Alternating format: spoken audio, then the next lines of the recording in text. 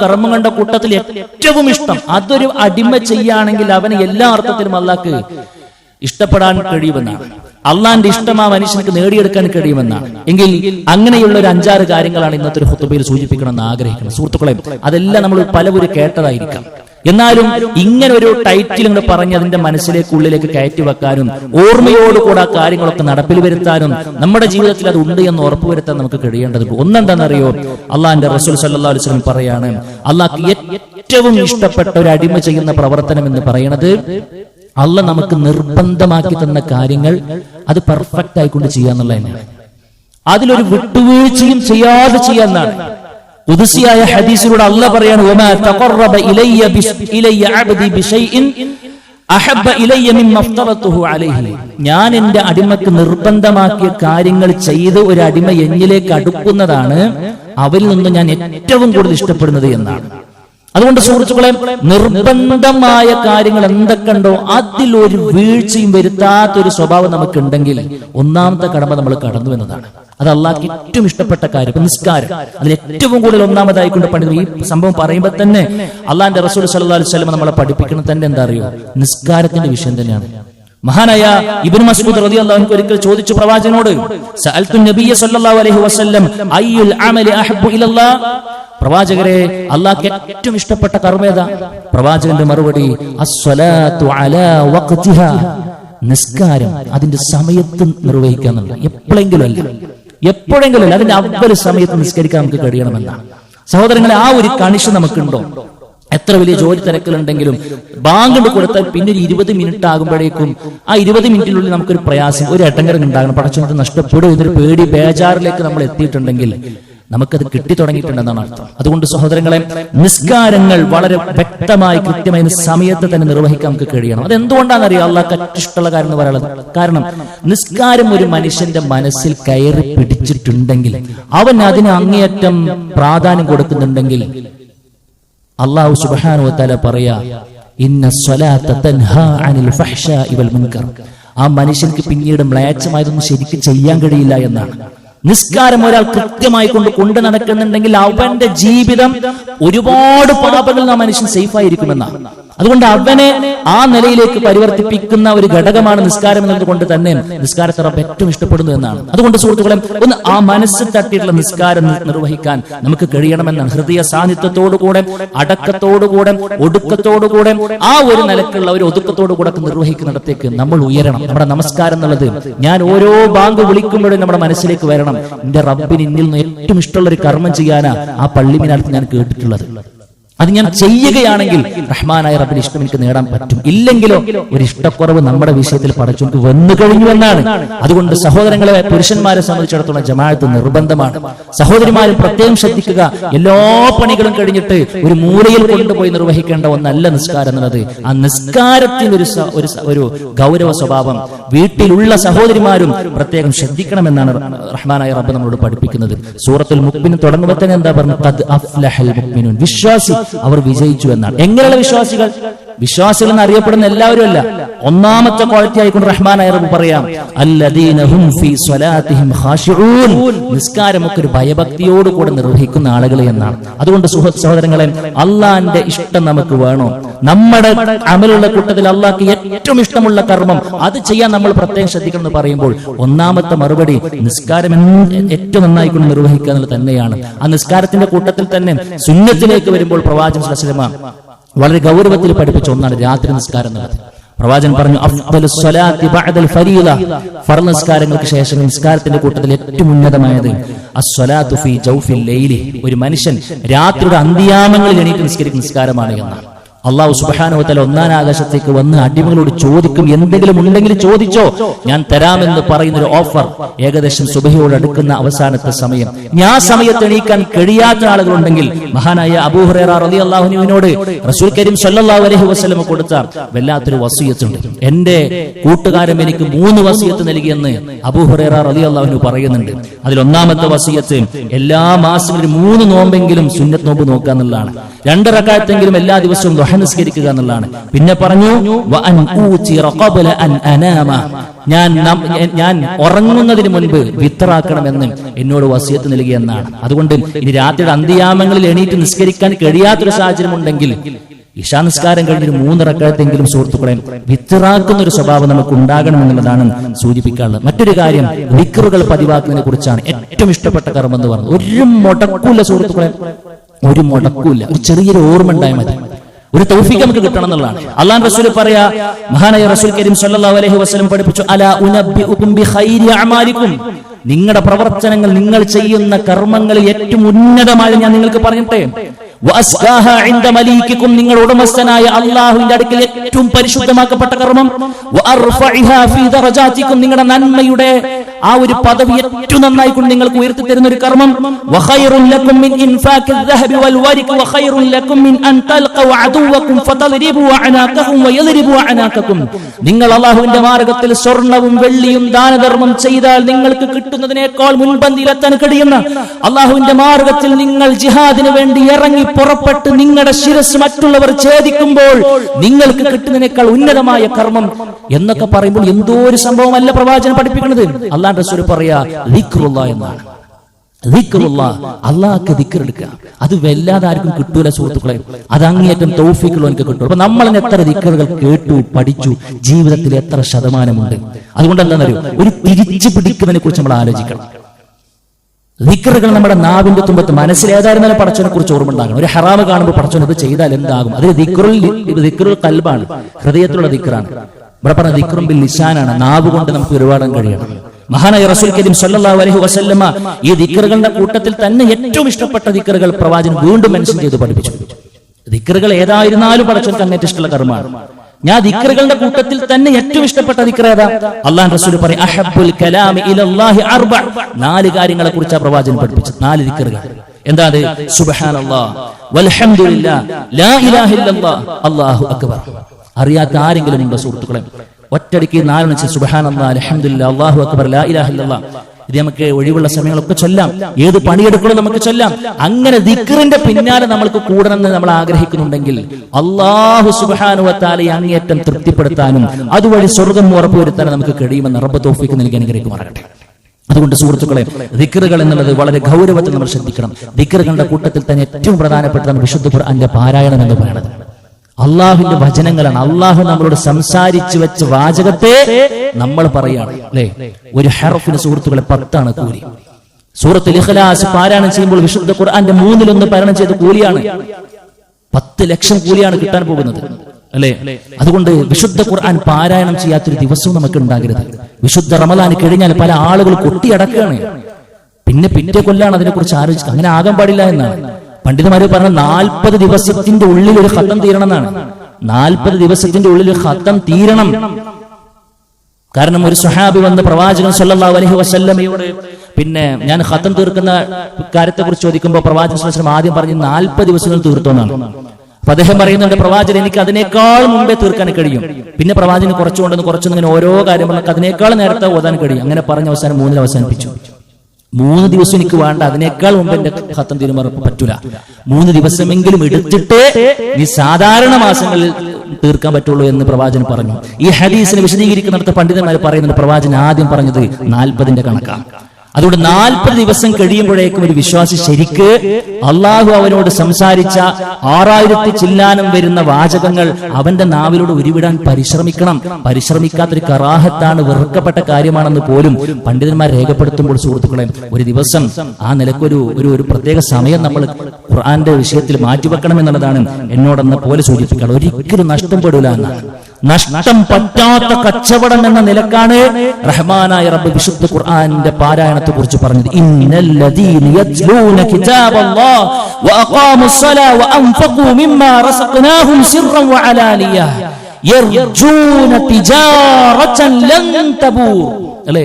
വിശുദ്ധ ഖുർആൻ പാരായണം ചെയ്യുന്ന, നമസ്കാരം മുറപോലെ നിർവഹിക്കുന്ന, അതേപോലെ തന്നെ പരസ്യമായും രഹസ്യമായും ഒക്കെ അള്ളാഹ് നൽകിയതിൽ നിന്നും സദഖ കൊടുക്കുന്ന, അതിന്റെ കാണിക്കുന്ന ആളുകൾ അവർ ഏർപ്പെട്ടിട്ടുള്ളത് നഷ്ടം വരാത്ത കച്ചവടത്തിലാണെന്ന് റഹ്മാനായ റബ്ബ് പഠിപ്പിക്കുകയാണ്. അതുകൊണ്ട് സുഹൃത്തുക്കളെ, ഒരു പേജ് നമ്മൾ ഓതി തീരുമ്പോൾ എത്രയോ കൂലി, 5000 ചില്ലാനും വരുന്ന കൂലി മിനിമം നമ്മുടെ അക്കൗണ്ടിലേക്ക് കയറുന്നുണ്ട് എന്ന ബോധം റമദാനിൽ മാത്രമാകരുത് നമ്മളൊക്കെ ശ്രദ്ധിക്കേണ്ടതെന്ന് സൂചിപ്പിക്കണം. 4ാമത്തെ കാര്യം എന്താണെന്നറിയോ? അള്ളാഹ്ക്ക് ഏറ്റവും ഇഷ്ടമുള്ള കർമ്മം മാതാപിതാക്കൾക്ക് നന്മ ചെയ്യലാണ്. മാതാപിതാക്കൾക്ക് നന്മ ചെയ്യലാണ്. ഒരിക്കൽ ഇബ്നു മസ്ഊദ് റളിയല്ലാഹു അൻഹു വന്നുകൊണ്ട് ചോദിച്ചു, പ്രവാചകരെ, അള്ളാഹ്ക്ക് ഏറ്റവും ഇഷ്ടമുള്ള കർമ്മം ഏതാ? നിസ്കാരത്തെ കുറിച്ച് ആദ്യം പറഞ്ഞപ്പോ ഇബ്നു മസ്ഊദ് റളിയല്ലാഹു അൻഹു വീണ്ടും ചോദിച്ചു, സുമ്മ അയ്യു, നിസ്കാരമൊക്കെ പിന്നെ ഏതാ പ്രവാചകരെ? അള്ളാന്റെ റസൂലിന്റെ മറുപടി എന്താണെന്നറിയോ? സുമ്മ ബിർറുൽ വാലിദൈൻ. ബിർറുൽ വാലിദൈൻ, ഉമ്മയുണ്ടോ നിനക്ക്, ഉപ്പയുണ്ടോ നിനക്ക്? അവർക്ക് നിന്നെ കൊണ്ട് കഴിവിന്റെ പരമായി നന്മകൾ ചെയ്യാൻ കഴിയണമെന്ന, നന്മകൾ ചെയ്തു കൊടുക്കാൻ കഴിയണമെന്ന.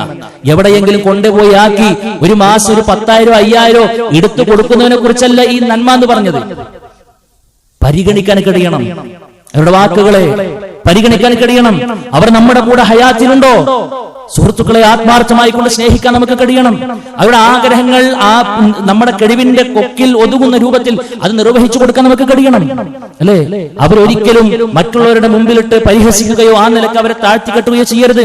നമ്മളൊക്കെ എത്ര വലിയ എഡ്യൂക്കേറ്റഡ് ആണെങ്കിലും, എത്ര വലിയ ലോകം കണ്ടവരാണെങ്കിലും, ഒരു പക്ഷെ നമ്മുടെ ഉപ്പാക്കോ ഉമ്മാക്കോ സ്വന്തം പേരൊന്ന് എഴുതാനുള്ള ഒരു വിദ്യാഭ്യാസം പോലുമില്ലെങ്കിലും സുഹൃത്തുക്കളെ പരിഗണിക്കാൻ നമുക്ക് കഴിയണം.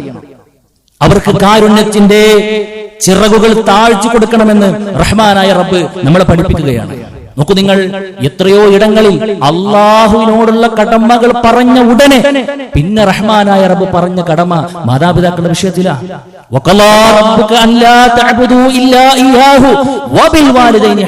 റബ്ബ് വിധിച്ചു എന്നാണ്.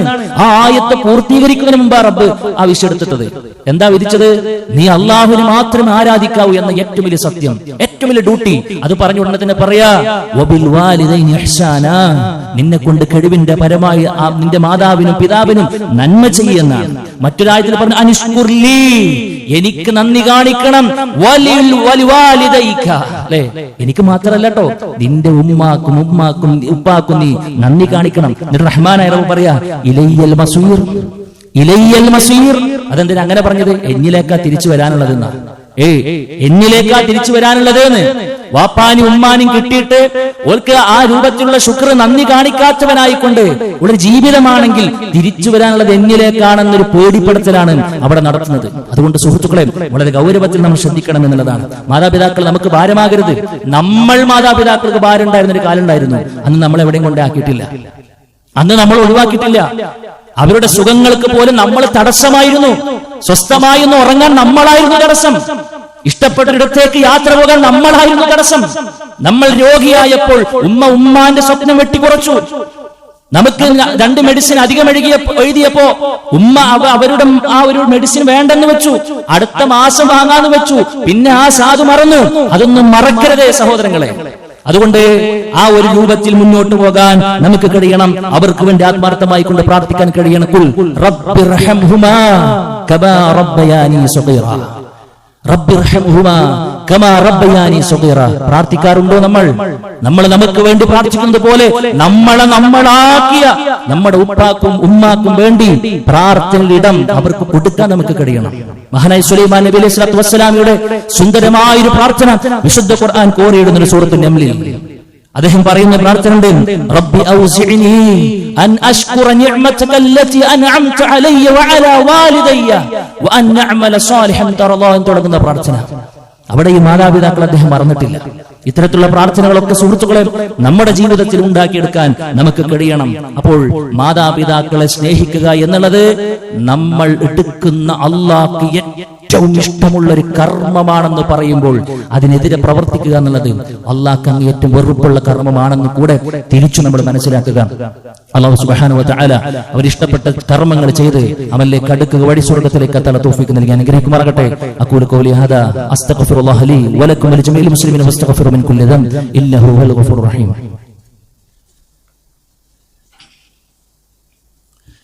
അൽഹംദുലില്ലാഹി വഹദഹു വസ്സലാത്തു വസ്സലാമു അലാ മൻ ലാ നബിയ ബഅദഹു.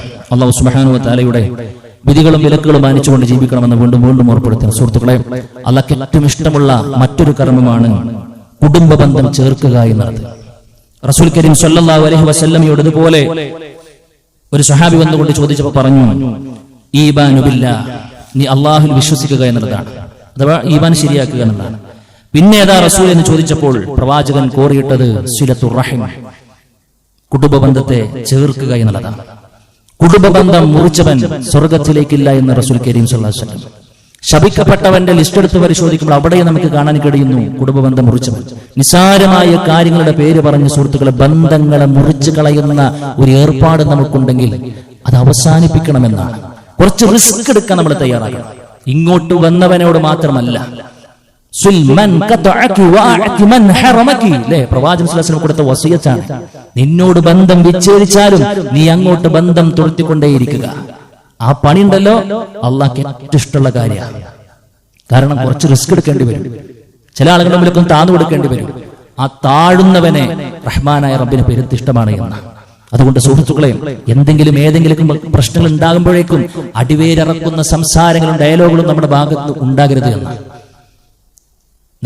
പിന്നെ നൽകിയ കടം തിരിച്ചു ചോദിച്ചപ്പോൾ ഒരു സുഹൃത്ത് ഇന്നലെ പറഞ്ഞ വാചക, നിന്റെ മയ്യത്ത് പോലെ ഈ കാണാൻ വരരുത് എന്ന്. എന്ത് വർത്തമാനം ആലോചിക്കുന്ന സുഹൃത്തുക്കളെ, എന്ത് വർത്തമാനാണ് അതൊക്കെ, എന്തറിഞ്ഞിട്ടാ അപ്പൊ അതൊക്കെ പറയണത്. ദീനിന്റെ 7 അയലത്ത് ഉണ്ടെങ്കിൽ അങ്ങനത്തെ ഒരു വാക്ക് പറയാൻ പറ്റും.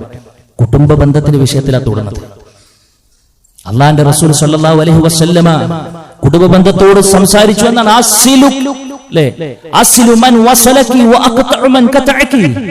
കുടുംബ ബന്ധം എണീറ്റ് റബ്ബിനോട് പരാതി പറഞ്ഞു എന്നാണ്. പടച്ചോനെ, എന്നെ എല്ലാവരും മുറിച്ചു കളയാണ്, എന്നെ വലിയ പ്രാധാന്യം കൊടുക്കണില്ല.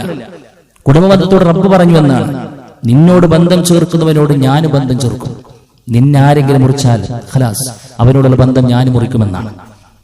അതുകൊണ്ട് സുഹൃത്തുക്കളെ, റഹ്മാനായ റബ്ബ് നമ്മുടെ വിഷയത്തിൽ ബന്ധം മുറിച്ചിട്ടുണ്ടാകും എന്നുള്ളത് നമ്മൾ ഓരോരുത്തരുടെയും കുടുംബ ബന്ധത്തിന്റെ കൺസെപ്റ്റ് നോക്കി നമുക്ക് മനസ്സിലാക്കും.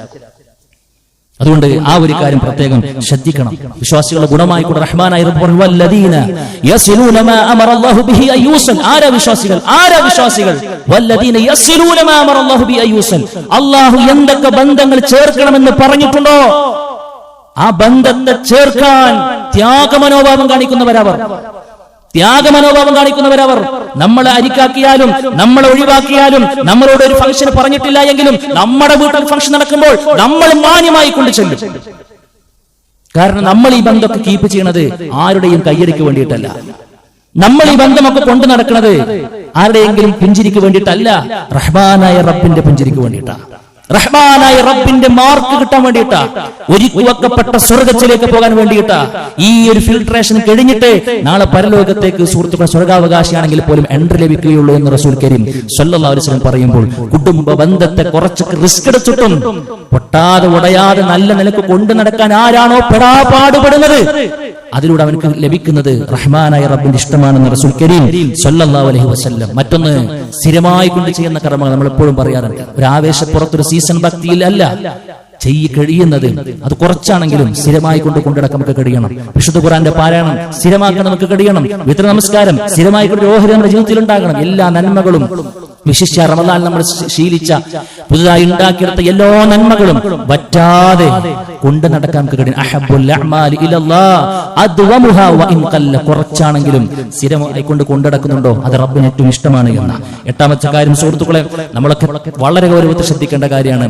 നന്മ കൽപ്പിക്കുക, തിന്മ വിരോധിക്കുക. അല്ലെ, ഞാനായിട്ട് ചിന്തിച്ചത് പറയണമെന്നാണ്. ഞാനൊക്കെ പറഞ്ഞിട്ട് ഇവിടെ എന്താ നടക്കാൻ പോണെന്നുള്ളതാ. അങ്ങനെയല്ല. നമ്മളിവിടെ നടത്തി പറഞ്ഞു എന്നുള്ളത് കൊണ്ട് എന്ത് സംഭവിച്ചു എന്നതല്ല. ഒരു തിന്മയുടെ കണ്ടപ്പോൾ മൻ റആ മിൻകും മുൻകറൻ ഫൽയുഗയ്യിറുഹു ബിയദിഹി. കൈകൊണ്ട് തടുക്കാൻ പറ്റോ? കൈകൊണ്ട് തടുക്കണമെന്നാ. അതിന് കഴിയില്ലെങ്കിൽ പിന്നെ അടുത്ത ഓപ്ഷൻ പറഞ്ഞതല്ലേ, ഒന്നിനും ഒരു തരമല്ല. മനസ്സുകൊണ്ട് വെറുപ്പ് രേഖപ്പെടുത്താൻ നമുക്ക് കഴിയണമെന്നാ. ഞാനായിട്ട് ഇനിയിപ്പോ അത് പറഞ്ഞിട്ട് ഇനിയിപ്പോ എന്താ ഇവിടെ ഉണ്ടാകും? ഒന്നും നടക്കാൻ പോല. അതുകൊണ്ട് ഞാനും ഓലപ്പണ്ട് കൂടെ തന്നെ. എന്ത് നിലപാടാത്? കൂടികളാകാൻ നമ്മൾ പാടില്ല. അതുകൊണ്ട് സുഹൃത്തുക്കളെ, ഒരു ചിന്മ കാണുമ്പോൾ അതിനെ എതിർക്കാൻ നമുക്ക് കഴിയണം. അല്ലാഹുവിന്റെ റസൂൽ പറഞ്ഞു, അഹബ്ബുൽ അഅ്മാലി ഇലല്ലാഹ്. കുടുംബബന്ധത്തിന്റെ വിഷയം പറഞ്ഞിട്ട് പറയുന്നു, അൽ അംറു ബിൽ മഅറൂഫി വന്നഹ്യു അനിൽ മുൻകർ. നന്മ കൽപ്പിക്കാൻ നമുക്ക് കഴിയണം. അല്ലേ, നമ്മൾ കേട്ടൊരു നന്മ നമ്മുടെ ചെവിന്റെ ഉള്ളിൽ മാത്രമല്ല. ഒരു ഖുത്ബ നമ്മൾ കേട്ടു, എന്തെങ്കിലും ഒന്ന് മനസ്സിലായി. സുഹൃത്തുക്കളെ, നമ്മുടെ ഒരു സർക്കിളിൽ നമുക്ക് അറിയാം, നമ്മുടെ ഒരു ഇട്ടാവട്ടത്തിൽ നാലാളുകൾക്ക് പറഞ്ഞു കൊടുക്കുന്നതിന് അള്ളാഹ്ക്ക് ഏറ്റവും ഇഷ്ടമാണെന്നാണ്. നന്മ പ്രചരിപ്പിക്കുന്നവർ, തിന്മയുണ്ടോ അത് തടുക്കാൻ വേണ്ടി നിൽക്കുന്ന ആളുകൾ, അതിനൊക്കെ നമ്മുടെ സമയവും സന്ദർഭവും നമ്മൾ കാണിക്കാൻ ഉണ്ടാക്കിയിട്ട് നമുക്ക് കഴിയണം. മറ്റൊരു കാര്യമുണ്ട്, എന്ത് നന്മ കൽപ്പിക്കുമ്പോഴാകട്ടെ തിന്മ വിരോധിക്കുമ്പോഴാകട്ടെ ഒരു കാര്യം നമ്മൾ ശ്രദ്ധിക്കണം, ശൈലി ശ്രദ്ധിക്കണം. അല്ലെങ്കിൽ വെളുക്കാൻ തേച്ചത് പാണ്ടാവുന്ന സ്വഭാവം പല ആളുകളും കാണാൻ പറ്റും. അതുണ്ടാകാൻ പാടില്ല. ഹിക്മത്തോടുകൂടെ കാര്യങ്ങൾ പറയണമെന്നാണ്, സുബറോടുകൂടെ കാര്യങ്ങൾ പറയണമെന്നാണ്. സാക്ഷാൽ ഫിർഔന്റെ അടുക്കലേക്ക് മൂസാ നബിനെ ഹാറൂനെയും പറഞ്ഞയക്കുമ്പോൾ പോലും ഫഖൂലാ ലഹു ഖൗലൻ ലയ്യിന എന്നാണ്, സോഫ്റ്റ് ആയിക്കൊണ്ട് സൗമ്യമായിക്കൊണ്ട് സംസാരിക്കണമെന്നാണ്. പല ആളുകൾക്കും അതറിയില്ല. കുട്ടി നന്നാകണം, ബാക്കിയുള്ളവർ നന്നാകണം, ഒരു തിന്മ ചൂണ്ടിക്കാണിക്കുമ്പോ ഹാർഷായിക്കൊണ്ട് പറയാണ്, ചാടിക്കേറി പറയാണ്, ഒന്നും നടക്കൂല, ഒന്നും റിസൾട്ട് ഉണ്ടാവൂല. അതുകൊണ്ട് നമ്മൾ പറഞ്ഞിട്ട് അതിന്റെ അപ്പുറം എന്ത് എന്നുള്ളതല്ല, പറയുന്നത് വരെ നമ്മുടെ ഡ്യൂട്ടിയാണ്. പറഞ്ഞിട്ട് നമ്മൾ എന്തുണ്ടാക്കി എന്നുള്ള വിഷയം, എന്ത് റിസൾട്ട് നമുക്ക് കിട്ടി നല്ല കാര്യം, പറഞ്ഞോ ഇല്ലേ എന്നുള്ളതാണ്. പറയുന്നത് വരെ നമ്മുടെ റോളുള്ളൂ. അള്ളാഹ് റസൂൽ പോലും എടുത്തിട്ട് കൂട്ടിയിട്ട് കൂടാത്ത കുറെ കാര്യങ്ങളുടെ സുഹൃത്തുക്കൾ ഹിദായത്തിന്റെ വിഷയം. അള്ളാന്റെ റസൂല് പോലും കൂട്ടിയിട്ട് കൂടാത്ത വിഷയമാണ്. പലപ്പോഴും നന്മ കൽപ്പിച്ചിട്ട് എല്ലാവരും സ്വീകരിച്ചോ? അള്ളാന്റെ റസൂലിന്റെ ഖുതുബ കേട്ടിട്ട് എല്ലാവരും റെഡിയായോ? എല്ലാച്ചോരുണ്ട്. അവിടെ എന്താ അറിയോ, പറയാ മനോഹരമായി നല്ല ലെവലിൽ പറഞ്ഞ അതിന്റെ അപ്പുറത്തേക്ക് പോകാതെ. അതുകൊണ്ട് സുഹൃത്തുക്കളെ, നന്മ കൽപ്പിക്കാൻ നമുക്ക് കഴിയണം, തിന്മ വിരോധിക്കാനും കഴിയണം. നമ്മുടെ നാട് നഗരമൊക്കെ ലഹരിയിൽ ആസ്വദിച്ചുകൊണ്ടിരിക്കുകയാണ്. എന്തെങ്കിലും നമുക്ക് ചെയ്തോ? നമ്മൾ എന്തെങ്കിലും ആത്മാർത്ഥമായി കൊണ്ട് ചെയ്തോ? പ്രശ്നങ്ങൾ ഇങ്ങനെ പറഞ്ഞ് പർവ്വതീകരിക്കുക, കാണുന്നവരുടെ കാശുകൾ കൈമാറിയിട്ട് ആകെ പ്രശ്നമാക്കുന്നതിനപ്പുറത്ത് പരിഹാരത്തിന് വേണ്ടി നമ്മൾ എന്തെങ്കിലും ചെയ്തോ? സുഹൃത്തുക്കളെ, പരിഹാരം നിർദ്ദേശിച്ച് അൽഹംദുലില്ലാഹ് നമ്മുടെ കൂട്ടായ്മ മുന്നോട്ട് പോയിക്കൊണ്ടിരിക്കുകയാണ്. ധർമ്മസമര സംഗമം എന്ന പേര് കേൾക്കാത്ത ആരെങ്കിലും ഉണ്ടോ? നമ്മുടെ തെരുവോരങ്ങളിൽ നമ്മൾ ഇറങ്ങുകയാണ്, ലഹരിക്കെതിരെ ബോധവൽക്കരണം നടത്തുകയാണ്. എന്താ നമ്മൾ പറയുന്നത്? ബാക്കിയുള്ള ആളുകൾക്ക് എന്താ പറയണ്ടാകുക? നമ്മൾ ഒറ്റക്കെട്ടായി നിൽക്കണം, അങ്ങോട്ടാക്കണം ഇങ്ങോട്ടാക്കണം, മറ്റേ ബറ്റാലിയൻ ഇറക്കണം, അല്ലെ? കുറെ സംഗതിയൊക്കെ ഉണ്ടാക്കിയിട്ട് ഇവിടെ ഭയങ്കര തുരുത്താനുള്ള പണിയൊക്കെ എടുക്കണം, ഒക്കെ എല്ലാം വേണം. അത് ഇവിടെ നിൽക്കട്ടെ. അതിനപ്പുറത്ത് നമ്മൾ നിർദ്ദേശിക്കുന്ന ആത്യന്തികമായ പരിഹാരമാണ്. എന്താ ആത്യന്തികമായ പരിഹാരം? റഹ്മാനായ റബ്ബിനെ കുറിച്ച് പഠിപ്പിച്ചു കൊടുക്കലാണ്. ഇങ്ങനെ അടിച്ചു പൊളിച്ച് നടന്നിട്ട് കാര്യമില്ല. എപ്പം നിന്റെ റൂഹ് പിരിയുന്നു അതിനപ്പുറത്ത് വലിയൊരു ജീവിതം നിനക്ക് വരാനുണ്ട്. അവിടെ നല്ല നിലക്ക് ജീവിക്കണമെന്നുണ്ടെങ്കിൽ ഇവിടെ കുറച്ച് കാര്യങ്ങൾ ശ്രദ്ധിക്കാനുണ്ട്, അല്ലേ? ലുക്മാൻ അലൈഹി സ്വലാത്തു വസ്സലാം പിഞ്ചു മകന്റെ മനസ്സിലേക്ക് റഹ്മാനായ റബ്ബിന്റെ വെളിച്ചം ഇട്ടുകൊടുത്തതുപോലെയുള്ള ഒരു ഇടപെടലാണ് നമ്മൾ നടത്തിക്കൊണ്ടിരിക്കുന്നത്. സുഹൃത്തുക്കളെ, പരലോക ബോധം ഉണ്ടാക്കുക എന്നുള്ളതാണ്. നീ എവിടെ പോയാലും നിന്നെ റബ്ബ് കാണുന്നുണ്ട്. നീ എന്ത് പറഞ്ഞാലും റബ്ബ് കേൾക്കുന്നുണ്ട്, അറിയുന്നുണ്ട്. നിന്റെ നാട്ടുകാരറിഞ്ഞില്ലെങ്കിലും വീട്ടുകാരറിഞ്ഞില്ലെങ്കിലും സഹപാഠി സഹപ്രവർത്തകൻ ആരും അറിഞ്ഞില്ലെങ്കിലും ഇന്ന റബ്ബക ലബിൽ മിർസാദ് ഇന്നഹു സമീഉൻ അലീം. ഈ ആദർശത്തെ ഇട്ടുകൊടുക്കാനാണ് നമ്മൾ ഈ പണിയെടുക്കുന്നത്. സുഹൃത്തുക്കളെ, കൂടെ നിൽക്കാൻ നമുക്ക് കഴിഞ്ഞിട്ടുണ്ടോ? ആ മാർഗത്തിൽ ഇറങ്ങാൻ നമുക്ക് കഴിഞ്ഞിട്ടുണ്ടോ? നമ്മുടെ സമ്പത്തിന്റെ ഒരു ഓഹരി അതിലേക്ക് നീക്കി വെക്കാൻ നമുക്ക് കഴിഞ്ഞിട്ടുണ്ടോ? ഇല്ല എങ്കിൽ അതൊക്കെ നമ്മൾ ചെയ്യണമെന്നാ പറയണത്. അതിലേക്കൊക്കെ ഇറങ്ങുമ്പോൾ അതൊരു നന്മ കൽപ്പിക്കലും തിന്മയെ വിരോധിക്കലുമാണെങ്കിൽ നാം നിർവഹിക്കുന്ന പ്രവർത്തനങ്ങളിൽ ഏറ്റവും ഇഷ്ടപ്പെട്ട കാര്യമൊക്കെയാണത്. അതുകൊണ്ട് ആ നീയത്തോടു കൂടെ സുഹൃത്തുക്കളെ വളരെ ആത്മാർത്ഥമായി കൊണ്ട് ഇതിന്റെ കൂടെ ഭാഗവക്കാരൻ കൂടെ കഴിയണമെന്നുള്ളതാണ് സൂചിപ്പിക്കുക.